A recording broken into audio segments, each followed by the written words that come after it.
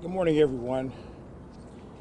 At 8:55 a.m., SFPD officers responded to a call of several people shot at the UPS building at 17th and San Bruno. Multiple officers responded and determined the suspect was in the building. Officers determined this was an active shooter situation and formed contact teams. Officers encountered shooting victims and immediately evacuated them to a safe location to begin medical treatment. One contact team located the suspect, who was still armed with an assault pistol. The suspect put the gun to his head and discharged the weapon.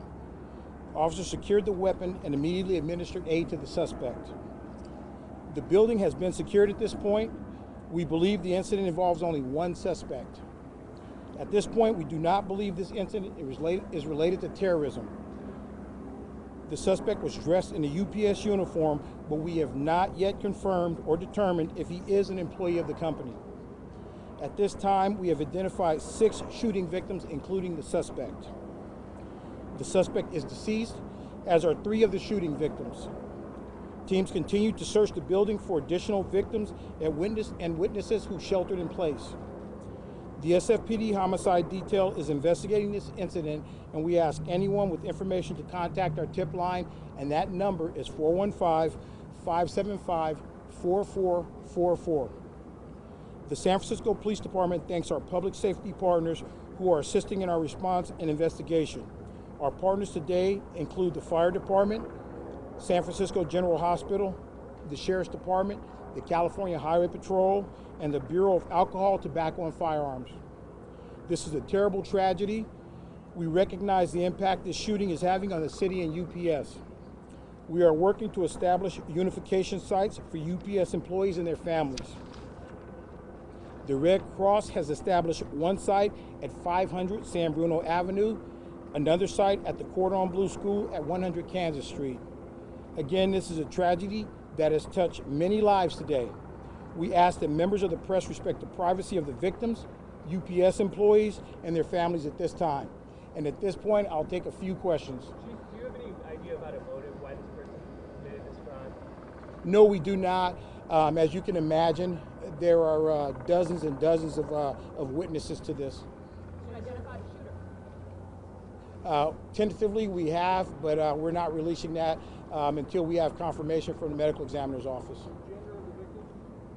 Well, we're not releasing any information on the victims yet. I respect for the families and make sure that everyone's notified before we start releasing any information, any detailed information about who these victims are. Can you tell us basically the scenario of how it happened, where he was it on the premises, in the building, etc.?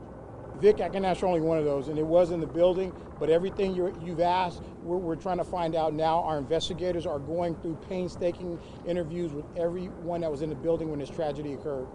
3 fatalities? I'm sorry, I can only hear one at a time. Like I said, there's dozens of witnesses, and we don't know. There may have been folks that are not employees of UPS on premises. So there's a lot of people to be interviewed to find out if they are employees or if they just happened to be on site when this thing happened. So 3 fatalities? 3 fatalities? Pardon me? 3 fatalities? 4. 4 fatalities? Yes, including the shooter. Do we know if the shooter was in the building and how many people were in there with him while it was going on? I don't have that information, and to answer your question, yes, the shooter's wound was self-inflicted. Chief, do you know if these employees were targeted or was this shooter randomly selecting people? We don't have that information. We won't until we finish our interviews and the investigation is completed. One more question here. Do we know if he was working and then he started shooting people with multiple guns? We've recovered 2 firearms on the scene. Do we know if he was Thank you. Thank you, everybody. We'll keep you posted. We plan to do another press brief at approximately 2 o'clock this afternoon. Our Special Operations Bureau personnel are still actively searching the building just to make sure that there are no additional victims or witnesses who are sheltered in place. And that's all we have for you at this time. Thank you. This location.